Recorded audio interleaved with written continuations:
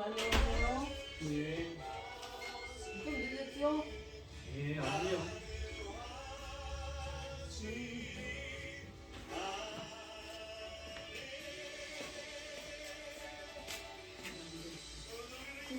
늦었잖아요. 예배 드리면 끝나.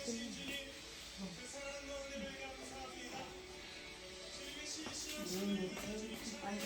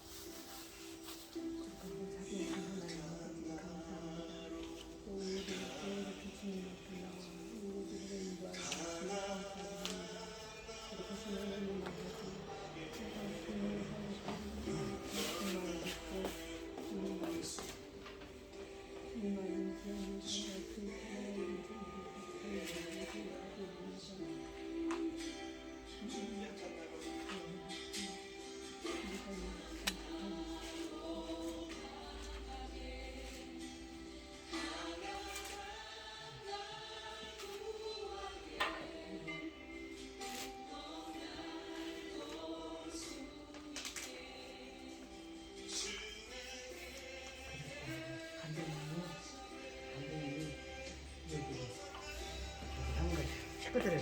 식구들을 구호시켜놨어.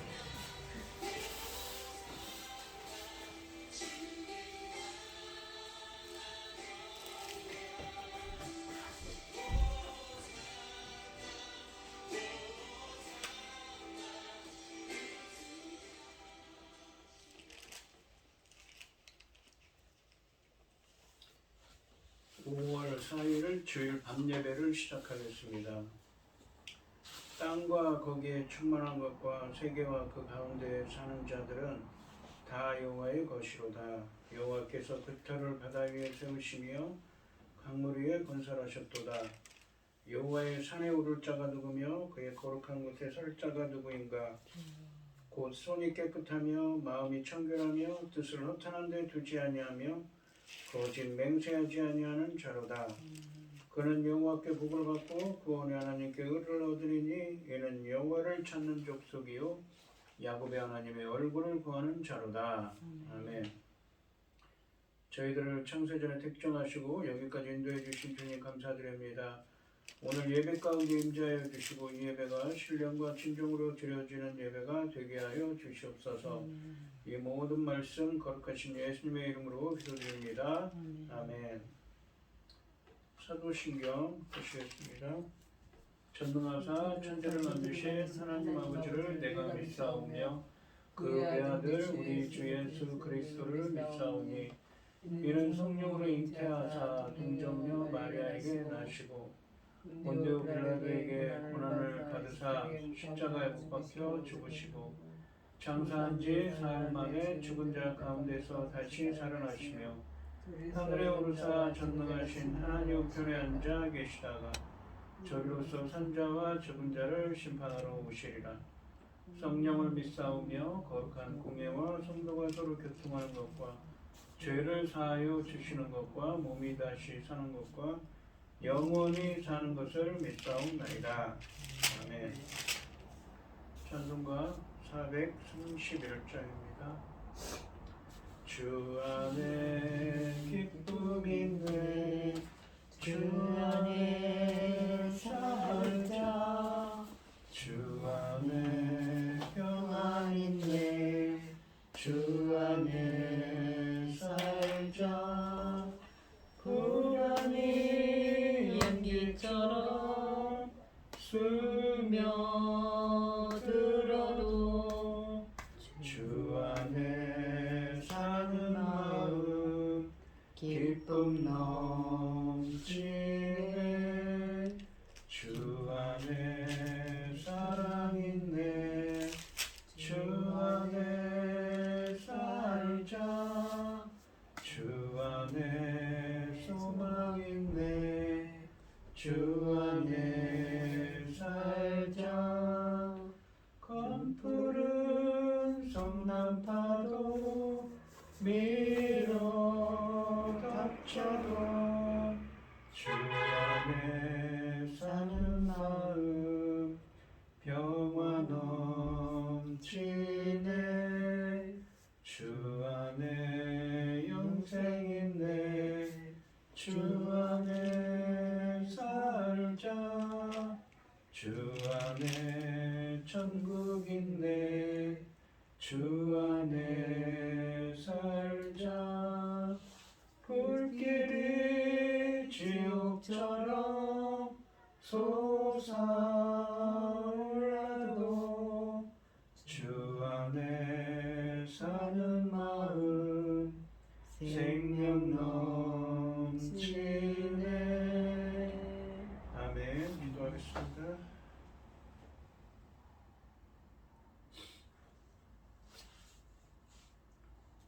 여호와께서 다스리시니 스스로 권위를 입으셨도다. 여호와께서 능력의 옷을 입으시며 띠를 띠셨으므로 세계도 견고히 서서 흔들리지 아니하는도다.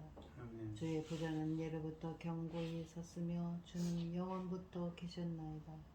여호와여, 큰 물이 소리를 높였고 큰 물이 그 소리를 높였으니 큰 물이 그 불길을 높이나이다. 높이 계신 여호와의 능력은 많은 물소리와 바다 파도보다 크나이다. 여호와여, 주의 증거들이 매우 확실히 거룩함이 주의 집에 합당하니 여호와는 영원 무궁하시리이다. 아멘. 천지 만물을 지으신 전능하신 하나님 아버지께서 그동안에 그토록 지켜주시고 일으켜주시고 세워주셨던 이 나라가 이렇게 되고 있는 지금의 아버지께서 보시기에 어떨까. 너무나 죄송하고 아버지 하나님 기뻐하신 나라를 계속 지키지 못하고 여기까지 온 것을 너무너무 죄송스럽게 생각합니다. 아버지 하나님 불쌍히 여겨 주시옵소서. 저희 믿음의 선진들이 금식하며 나라를 위해서 얼마나 기도를 하였는 것을 우리가 다 보고 들었음에도 불구하고 오늘날 이런 상황까지 왔으니 아버지 하나님 앞에 너무나 죄송스럽습니다. 아버지 하나님 도와주시옵소서. 우리 힘으로는 어렵습니다. 아버지 하나님, 이 나라가 아버지께서 그토록 지켜주셨고 그토록 도와주셨고 그토록 아버지 아껴주셨던 이 민족인데 아버지 하나님 불쌍히 여겨주시옵소서. 긍휼을 베풀어 주시옵소서. 저희 대한민국 아버지 하나님 손에 달렸습니다. 불쌍히 여겨주시옵소서. 오직 주님께만 우리는 의지할 뿐입니다. 힘이 없어요. 어리석어요. 보잘것없어요. 아버지 하나님 도와주시옵소서. 이 민족 이 나라 불쌍히 여겨주시고 아버지 기뻐하시는 이 민족 되기를 간절히 소원하오니 도와주시옵소서. 전능하신 하나님 아버지, 열매 거둘 이 시대에 이 중대한 열매들을 위하여 아버지께서 세우신 당신의 사랑하는 종 열매 거둘 말씀으로 아버지 기뻐 받으실 열매들이 넉넉히 나오기를 간절히 소원하옵고 이 모든 말씀 억만 죄악 가운데에서 우리를 구원하여 주신 예수 그리스도 이름으로 기도드리옵나이다. 아멘. 오늘 함께 하시는 하나님의 말씀은 시편 25편 8절로 15절 말씀입니다. 시편 25편 8절로 15절입니다. 여호와는 선하시고 정직하시니 그러므로 그의 도로 죄인들을 교훈하시리로다. 온유한 자를 정의로 지도하시니 온유한 자에게 그의 가르치시리다. 여호와의 모든 길은 그의 언약과 증거를 지키는 자에게 인자와 진리로다. 여호와의 나의 죄악이 그오니 주의 이름으로 말미암아 사하소서. 여호와를 경외하는 자 누구냐? 그가 택할 길을 그에게 가르치시리로다. 그의 영혼은 평안히 살고 그의 자손은 땅을 상속하리로다. 여호와의 친밀하심이 그를 경외하는 자들에게 있으며 그의 언약을 그들에게 보이시리로다. 내 눈이 항상 여호와를 바라보면 내 발을 그물에서 벗어나게 하실 것이기로다. 아멘. 찬송가 312장입니다. 너 하나님께 이끌리어 일평생 주만 바라며 너 어려울 때 힘주시고 언제나 지켜주시리.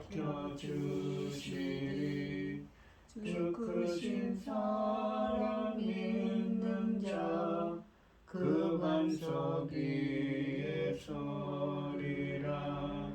너 설레는 맘 가다듬고 희망 중 기다리면서 그 은혜로우신 주의 뜻과 사랑에 만족하여라. 우리를 불러주신 주 마음에 소원하신다. 주 찬양하고 기도하며 내 본분임 써다하라. 주 약속하신 모든 은혜 내게서 이루어지리라. 참되고 의지하는 자 주께서 기억하시리. 아멘. 오늘 본문 말씀의 제목은 내 눈이 항상 여호와를입니다. 지난 시간에 1절부터 7절까지 말씀에서 다윗은 자신이 저지른 죄와 원수들의 공격으로 하나님을 간절히 바라며 기도합니다. 자신의 연약함에도 불구하고 선하신 하나님이 긍휼과 인자를 베풀어 주셔서 자신의 죄를 용서해 주시고 구원해 주시며 바른 길로 행할 수 있도록 인도해 달라고 기도했습니다. 오늘 본 말씀에서는 다윗은 이 자신을 구원해 주시고 자신을 바른 길로 옳은 길로 인도해 달라고 기도했는데 하나님께서 반드시 그렇게 해 주실 것을 확신하고 있습니다. 8절부터 10절까지 말씀에서 다윗은 4절부터 7절까지 말씀에서 했었던 기도들에 대해 하나님이 응답해 주실 것을 확신하고 있습니다. 8절 말씀해 보시면 여호와는 선하시고 정직하시니 그러므로 그의 도로 죄인들을 교훈하시리로다 라고 말씀하십니다. 다윗은 4절부터 7절까지 말씀에서 기도한 대로 하나님은 선하시고 정직하시기에 여기서 정직하시다 라고 번역된 이 히브리어는 옳은, 올바르시다 라는 의미입니다. 바른 분이시다. 올바른 분이시기에 죄인들에게 가야 할 길, 그 길이라는 것은 인생의 길이죠. 어떤 방향을 향해서 가냐 이거죠. 인생의 길입니다. 죄인들이 가야 할 길을 교훈해 주신다고 확신하고 있습니다. 교훈해 주신다라는 교훈하시리로다라고 번역된 이 히브리어는 가르치다의 의미입니다. 그러니까 여호와는 선하시고 올바르신 분이시니 이 때문에 그의 길로 죄인들을 가르쳐 주신다고 합니다. 주님이 정하신 길로 죄인들을 가도록 가르쳐 주는 분이라고 확신하고 있는 것이지요. 여기서 교훈하다로 번역된 이 동사 야라는 우리가 율법이라고 할 때 토라라고 하는데 이 토라라는 말이 야라에서 유래한 말입니다. 그의 길로 죄인들을 가르친다는 것은 4절 말씀에서 설명한 것처럼 자신이 저지른 허물 때문에 자신을 괴롭히는 악인들로 인해 받는 고난에서 구원받는 것만이 아닌 그 구원을 통해 하나님과 그분의 뜻을 더 많이 알게 해주셔서 그 바른 길로 행하는 것을 의미합니다. 즉 구원의 의미도 있고 주님의 뜻대로 행하도록 그 길을 가르쳐 주신다는 의미도 있습니다. 이 지난 시간에도 그렇게 얘기했죠. 그런 의미가 있다고요. 그러니까 죄를 회개하는 돌이킨다는 의미도 있지만 바른 길을 알게 해주시고 가르쳐 주시고 그 길로 행하도록 인도해 주신다는 의미도 있습니다. 어떤 죄인도 포기하지 않으시고 용서하시고 구원하셔서 결국은 당신의 선하고 올바른 길로 인도하신다는 의미에서 하나님은 선하시고 올바른 분입니다. 이 지난 시간에도 말씀드렸지만 다윗은 지금 자신이 어떤 죄를 저질렀습니다. 어떤 잘못을 저질렀죠. 그래서 그것을 보고 다윗의 이 대적들이 다윗의 죄를 들춰내고 다윗을 모함하고 있습니다. 다윗에게 고통을 가하고 있는 것이죠. 그런 상황에서 자신을 구원해달라고 기도하고 있고 자신을 바른 길로 가도록 인도해달라고 기도하고 있는 것입니다. 근데 오늘 본문 말씀에서는 그 하나님께서 그렇게 인도해 주실 것을, 그렇게 가르쳐 주실 것을 확신하고 있는 것입니다. 9절 말씀해 보시면 온유한 자를 정의로 지도하시며 온유한 자에게 그의 도를 가르치시리로다. 상반절에 보시면 온유한 자를 정의로 지도하시리라고 말씀하십니다. 8절 말씀의 죄인이 온유한 자들로 등장하고 있습니다. 그러니까 여기서 문맥적으로 같은 사람이라는 것이죠. 사실은 누구입니까? 다윗 자신을 의미합니다. 이 온유한 자로 번역된 히브리어 아나브는 어떤 의미가 있냐면 가난한, 겸손한, 비천한 그러한 의미도 있습니다. 여기서는 겸손한 자, 비천한 자로 해석해야 합니다. 자신의 죄로 징계를 받은 상태에서 대적들의 모함으로 매우 비참한 상태에 있다는 표현입니다. 대적들에 대한 자신의 억울함을 풀어주시고 자신을 용서하시며 회복시켜 주시고 올바른 길을 알게 해주시고 그 길로 인도해 주시는 유일한 재판관이신 하나님만 바라보는 비천한 자, 겸손한 자를 가리키고 있습니다. 또한 정의라고 되어 있는 이 정의를 의미하는 히브리어 미시파트는 재판, 판결, 판단을 의미하기도 하지만 여기서는 사람과 사람 사이의 바른 관계를 규정하는 하나님의 공정하신 심판을 의미합니다. 그러니까 공의라는 건 하나님과 인간 사이의 바른 관계성이었는데 이것은 정의라는 것은 우리가 사는 인간 사회에서 사람과 사람 사이의 바른 관계를 규정하는 하나님의 공정하신 심판을 의미합니다. 그러니까 비천한 자를 정의로 하나님이 그 공정하신 심판으로 지도해 주십시오. 지도하시며 지도해 주신 것을 확신하고 있는 것이지요. 상반절 말씀에서는 온유한 자, 즉 자신의 죄 때문에 고난받는 비천한 자를 용서하시며 회복시켜 주시고 정의, 즉 올바른 길로 지도해 주시고 그 길로 인도해 주시는 하나님이심을 확신하고 있습니다. 하반절에 보시면 온유한 자에게 그의 도를 가르치시리로다 라고 말씀하십니다. 하나님은 하나님밖에 구원이 없음을 아는 이 겸손한 자를, 비천한 자를 옳은 길로 인도하시며 그들에게 자기 뜻을 가르쳐 주십니다. 그의 도를 가르치신다고요. 도라고 할 때 이 도가 길을 의미하는 길, 인생의 길, 인생의 어떤 방향으로 가냐 이거죠. 인생의 길. 그 방향성에 대한 것입니다. 그 삶의 방식에 대한 것이죠. 그 비천한 자에게 어떤 길로 가야 되는지 주님께서 가르쳐 주신다고 했죠. 그런 가르쳐 주실 거라는 확신 가운데 있는 것입니다. 10절 말씀해 보시면 여호와의 모든 길은 그의 언약과 증거를 지키는 자에게 인자와 진리로다 라고 말씀하십니다. 10절 말씀에서는 8절 말씀의 죄인과 9절 말씀에 나오는 온유한 자가 뭐라고 그랬죠? 비천한 자, 겸손한 자죠. 자신이 저런 죄 때문에 고난받고 있는 비천한 자와 이 비천한 자가 하나님의 언약과 증거를 지키는 자들로 바뀌어서 등장하고 있습니다. 여기서 증거라고 되어 있는 이 히브리어는 어떤 의미냐면 증언을 의미하죠. 그러니까 여기서는 하나님의 그의 언약과 증거는 무엇입니까? 바로 그의 언약하신 것, 하나님의 언약하신 것, 하나님의 말씀을 지키는 자지요. 그렇게 해석해야 됩니다. 다윗은 비록 죄를 범하여 고통 가운데 있는 비천한 자이지만 하나님과 다 이스라엘에 맺은 언약에 담긴 말씀들, 그러니까 언약과 증거들을 지키기를 열망하며 하나님의 용서와 구원을 간절히 구하고 있습니다. 다윗은 하나님이 그런 자들을 자신의 언약에서 약속하신 대로 인자와 진리로 돌보신다고 확신하고 있습니다. 여기 보시면 여호와의 모든 길은 주님께서 정하신 그 삶의 인생의 길, 여러 길이 있죠. 근데 그의 언약과 증거를 주님의 언약하신 것과 약속하신 것과 말씀을 지키는 자에게는 무엇입니까?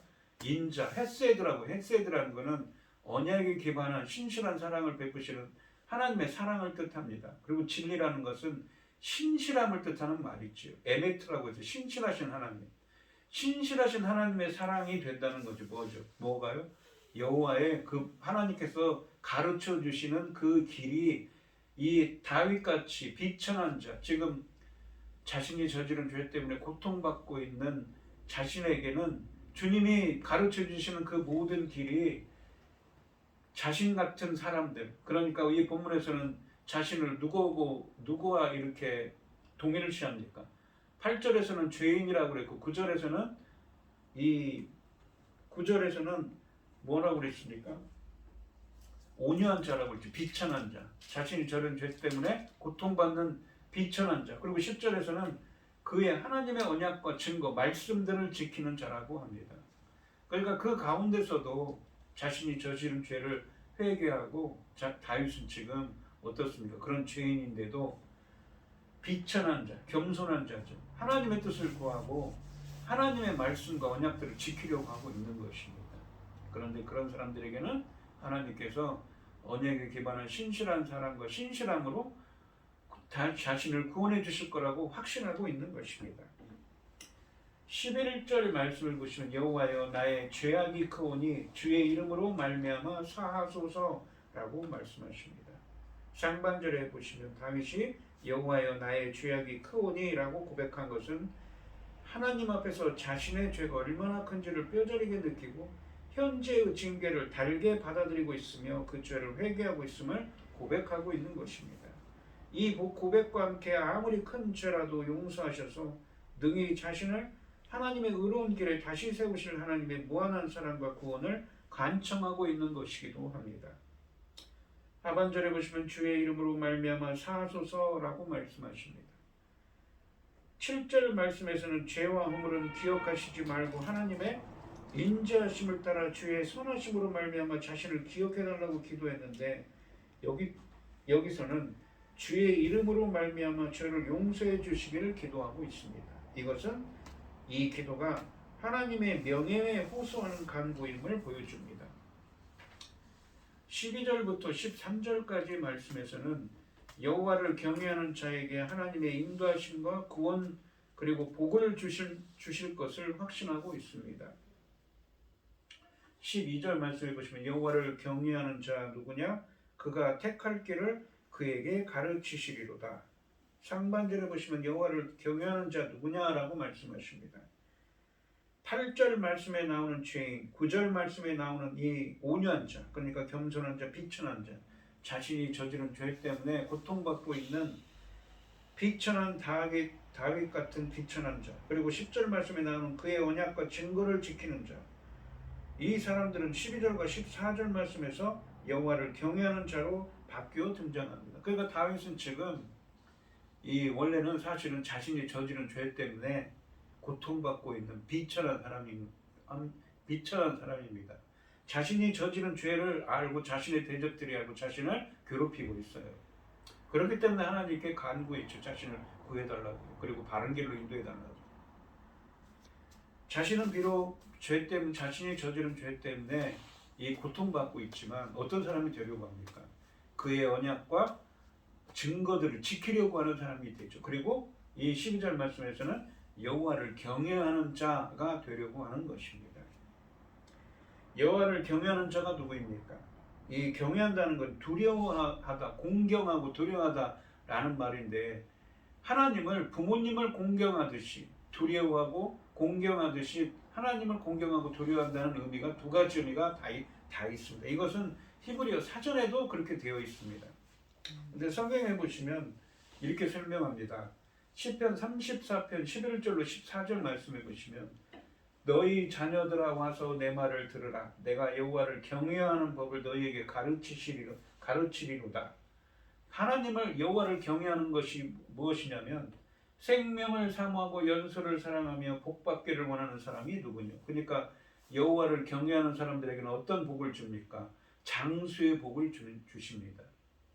그러면서 13절과 14절에 말씀하시는데 내 혀를 악에서 금하며 내 입술을 거짓말에서 금할지어다. 입으로 악을 행하고 악한 거짓말을 하지 않는 것입니다. 그것이 여호와를 경외하는 것이고 14절에 보시면 악을 버리고 선을 행한다는 것은 무엇입니까?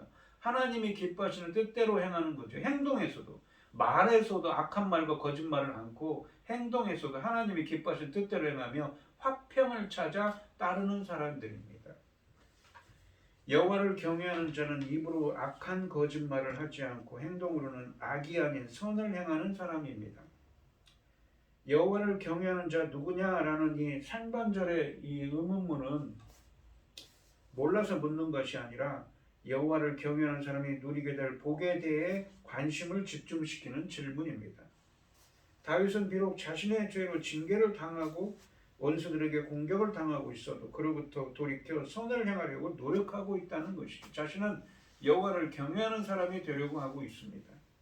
죄를 회개하며 다시 여호와를 의지하고 그분의 말씀을 지키기를 열망하고 있습니다. 하반절에 보시면 그가 택할 길을 그에게 가르치시리로다. 이 하반절에서는 여호와를 경외하는 자가 택할 길을 하나님이 가르치실 것이라고 무엇입니까? 확신하고 있는 것이지요. 다윗은 비록 자신의 죄로 인해 고난받고 있지만 회개하여 악을 버리고 선을 행하는 주님을 경외하는 사람이 되어 하나님이 죄를 용서해 주시고 구원해 주시며 바른 길을 가르쳐 주시고 그 길로 행하도록 인도해 주실 것을 확신하고 있는 것입니다. 자신을 구원해 주시고 더 나아가서 자신을 바른 길로 가도록 가르쳐 주시고 가르치실 것을 확신하고 있습니다. 왜요? 자신은 주님의 말씀을 지키고 있고 언약과 말씀을 지키는 자이고 주님을 경외하는 자입니다. 악이 아니라 선을 행하려고 노력하고 있다는 것이죠. 즉 자신이 행한 그 죄를 회개하고 돌이키려고 노력하고 있는 것입니다. 그래서 확신하고 있는 것이죠. 13절 말씀해 보시면 그의 영혼은 평안히 살고 그의 자손은 땅을 상속하리로다 라고 말씀하십니다. 이 13절 말씀은 12절 말씀에 여호와를 경외하는 자들이 누릴 하나님의 복을 노래하고 있습니다. 상반절에 보시면 그의 영혼은 평안히 살고 라고 말씀하십니다. 이 평안히로 번역된 이 히브리어 토브는 이 어떤 의미냐면 선하다, 좋다. 그러니까 선하고 좋은 것 또는 우리가 복을 주시옵소서 할 때 이 복을 의미합니다. 반대는 무엇입니까? 재앙을 의미하죠. 이것은 이 신명기 28장 말씀에서 약속한 언약적인 복을 의미하는 말입니다. 그래서 상반절 말씀의 의미는 여호와를 경외하는 자는 주님이 주시는 복을 누리며 살게 될 것을 확신하고 있는 것입니다. 하반절에 보시면 그의 자손은 땅을 상속하리로다 라고 말씀하십니다. 여호와를 경외하는 자가 받을 두 번째 복은 그의 후손이 땅을 상속하는 것이라고 말씀하십니다. 이것은 하나님을 경외하는 자들에게는 후손들이 끊이지 않을 뿐만 아니라 그들이 대대손손 하나님이 그들에게 주신 기업이자 삶에 터져진 땅에서 그분의 은총 가운데 행복하고 번성하는 삶을 지속하는 것을 의미합니다.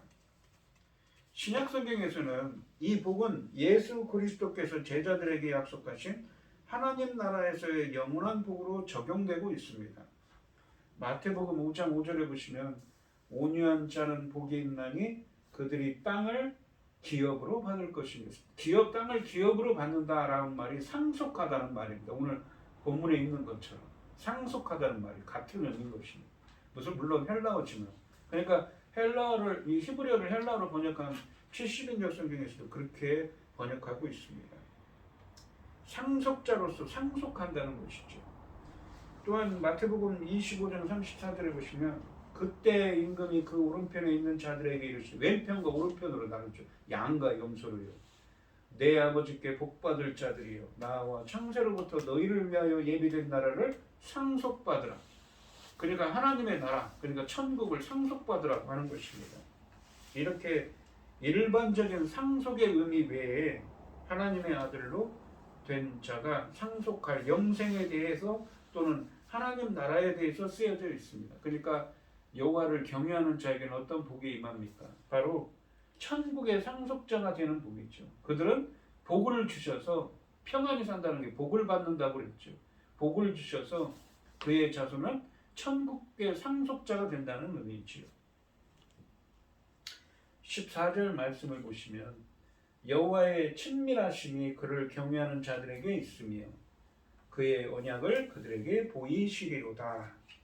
보이시리로다 라는 말씀은 히브리 원문으로 알게 한다 라는 말씀입니다. 상반절에 보시면 여호와의 친밀하심이 그를 경외하는 자들에게 있으며 라고 말씀하십니다. 13절 말씀에 이어서 지속적인 하나님의 은혜가 여호와를 경외하는 자들에게 임하는 것을 의미합니다. 하반절에 보시면 그의 언약을 그들에게 보이시리로다 라고 말씀하십니다. 보이시리로다 라고 번역된 이 히브리어는 알게 하신다 라는 의미입니다. 언약은 하나님과 교제하는 친밀한 관계요 특권이기도 합니다. 하나님이 언약에서 약속하신 복을 여호와를 경외하는 자들에게 알게 해 주신다는 의미입니다. 여호와를 경외하는 자들은 주님과 친밀한 교제를 나누게 되고 주님이 하신 비밀스러운 언약들을 알게 해 주신다는 것이지요. 그런 의미를 담고 있는 말씀입니다. 15절 말씀을 보시면 내 눈이 항상 여호와를 바라보면 내 발을 그물에서 벗어나게 하실 것이미로다 라고 말씀하십니다. 15절 말씀은 이 8절 말씀부터 시작된 구원에 대한 확신과 주님의 인도하심에 대한 확신을 마무리하고 있습니다. 상반절에 보시면 내 눈이 항상 여호와를 바라보면 이라고 말씀하시는데 상반절에서 다윗은 1절부터 7절까지 말씀에서 자신이 취했던 기도하는 자세로 돌아가고 있습니다. 다윗의 두 눈이 항상 여호와를 향하여 있는 것은 자신이 지은 죄에서 구원하시고 바른 길로 옳은 길로 인도해 주실 것을 바라며 하나님을 간절하게 찾는 것을 의미합니다. 이 1절 말씀에 보시면 다윗은 하나님을 우러러보았습니다. 이제 그는 주님에게 시선을 고정하고 있습니다. 여기에서의 강조점은 항상이라는 말이 있습니다. 다윗은 계속 항상 지속적으로 주님을 바라보며 주의 인도하심과 구원을 구하고 있는 것입니다. 하반절 말씀에서는 다윗이 상반절 말씀처럼 다윗의 두 눈이 항상 여호와를 바라보는 이유를 설명하고 있습니다. 왜 그러냐면 하반절에 보시면 내 발을 그물에서 벗어나게 하실 것이미로다 라고 말씀하시는데 하반절은 이유와 원인을 의미하는 접속사로 시작합니다. 그래서 히브리 원문으로는 왜냐하며 내 발을 그물에서 벗어나게 하실 것이기 때문입니다의 의미입니다.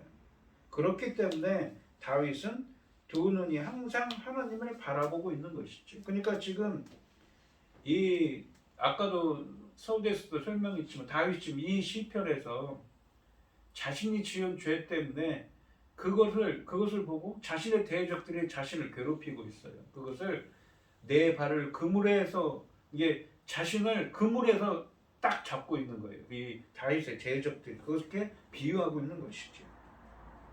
오직 하나님만이 원수들이 자신을 잡기 위해 쳐놓은 그물, 즉 그물의 그들의 악하고 거짓된 음모로부터 자신을 벗어나게 하실 수 있음을 믿기 때문에 항상 하나님을 바라본다고 하는 것이지요. 왜요? 구원하심과 인도하심과 옳은 길로 인도하심이 바로 하나님께 있기 때문인 것입니다. 중간에 포기하는 일이 없어 주님이 그의 삶에 개입하시기를 기다리겠다는 뜻입니다. 그는 머지않아 하나님께서 오셔서 그의 발이 덫에서 벗어나게 하실 것을 확신하고 있는 것입니다. 그렇게 하실 것이미로다라고 확신하는 것이죠. 이 오늘 본문 말씀을 보시면 다윗은 자신이 저지른 죄 때문에 자신을 괴롭히는 악인들로 인해 받는 고난에서 구원해 주시고 하나님과 그분의 뜻을 알게 해 주셔서 바른 길로 향하게 될 것을 확신하고 있습니다. 온유한 자, 즉 자신의 죄 때문에 고통받는 비천한 자를 용서하시며 회복시켜 주시고 정의, 즉 올바른 길로 지도해 주시고 그 길로 인도해 주시는 하나님이심을 확신하고 있습니다.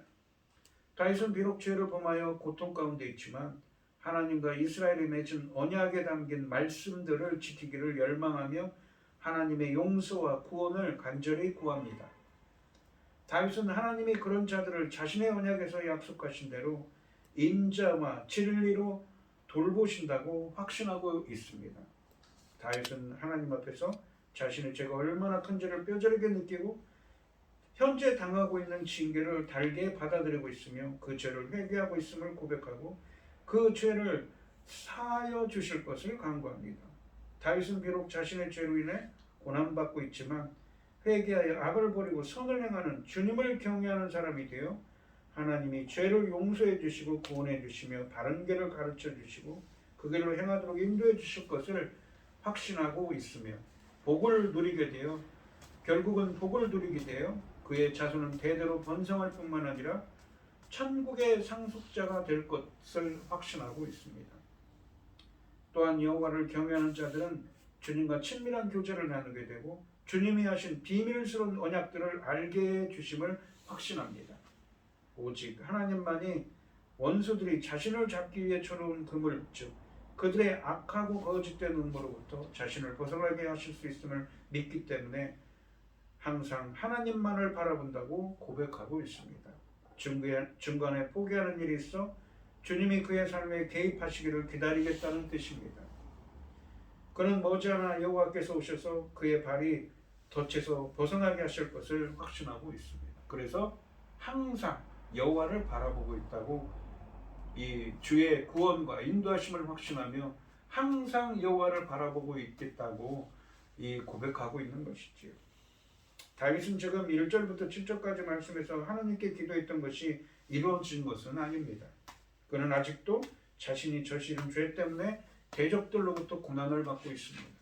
그러나 다윗은 자신의 죄 때문에 고난받는 비천한 처지에 있지만 하나님의 언약의 말씀들을 지키며 선을 행하는 주님을 경외하는 사람들에게 하나님은 구원을 베풀어 주시고 올바른 길로 인도하시며 복을 주실 것을 확신하기 때문에 두 눈이 항상 하나님을 바라보고 있다고 고백하고 있습니다.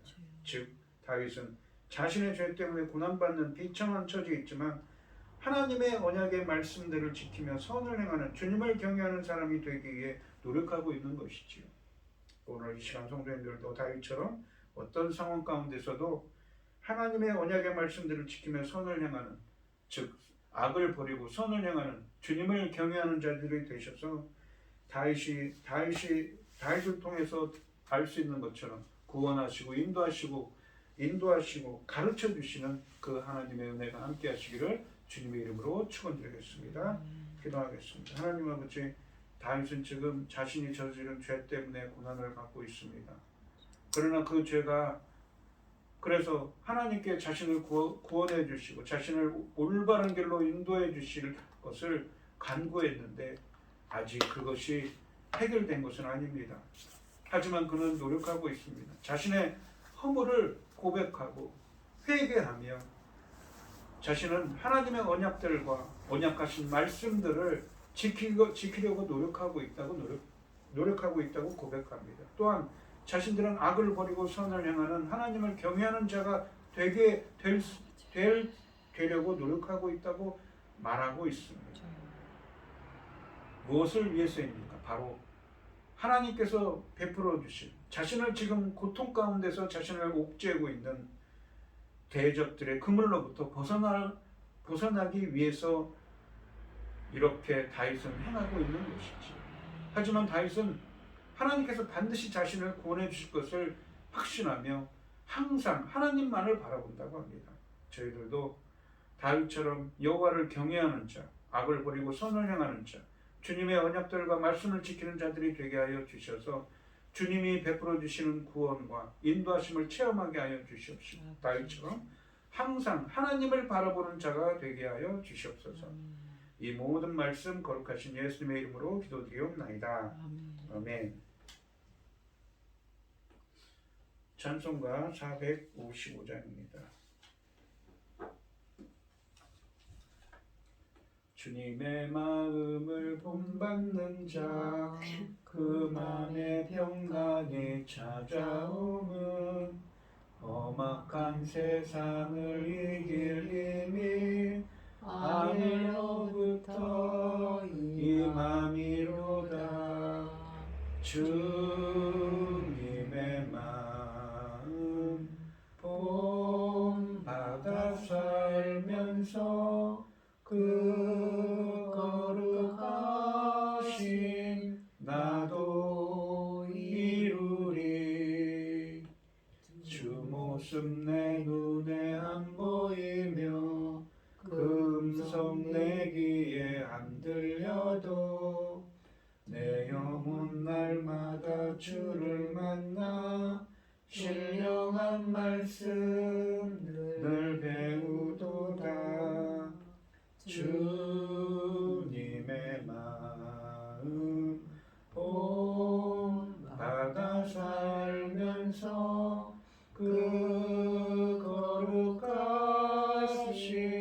나도 이루리. 가는 길 거칠고 험하여도 내 맘에 불평이 없어짐은 십자가 고난을 이겨내신 주님의 마음 본받음이라. 주님의 마음 본받아 살면서 그 거룩하심 나도 이루리. 주 예수 세상에 다시 오실 그날엔 무성도 변화하여 주님의 빛나는 그 영상을 다 함께 보며 주 찬양하리. 주님의 마음 본받아 살면서 그 거룩하심 나도 이루리. 축도하심으로 오늘 예배를 마치겠습니다. 이제는 주 예수 그리스도의 은혜와 아버지 하나님의 극진하신 사랑과 성령의 교통하심이 항상 주님만을 바라보기를 소원하는 성도들 머리머리 위에 이제로부터 영원히 함께 있을지어다. 아멘. 아멘.